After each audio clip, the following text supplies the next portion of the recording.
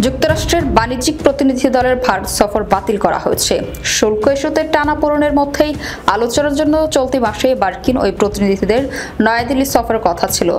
অবশ্য মার্কিন প্রতিনিধিদের সাফল্যের জন্য পরে নতুন তারিখ দেওয়া হতে পারে বলে ভারতীয় বেশ কিছু সূত্র দাবি করেছে।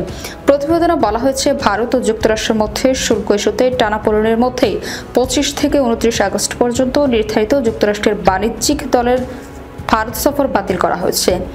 তবে এই বৈঠক পরে নতুন তারিখে আয়োজন করা হতে পারে বলে শনিবার এনডিটিভি প্রফিটকে জানিয়েছে সংশ্লিষ্ট সূত্র।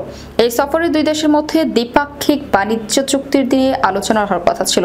বিশেষ করে মার্কিন প্রেসিডেন্ট ডোনাল্ড ট্রাম্প সম্প্রতি রাশিয়ান তেল আমদানির কারণে ভারতীয় পণ্যে অতিরিক্ত 25% শুল্ক আরোপের ঘোষণা দেওয়ার পর এই বৈঠকের গুরুত্ব আরো বেড়ে যায়।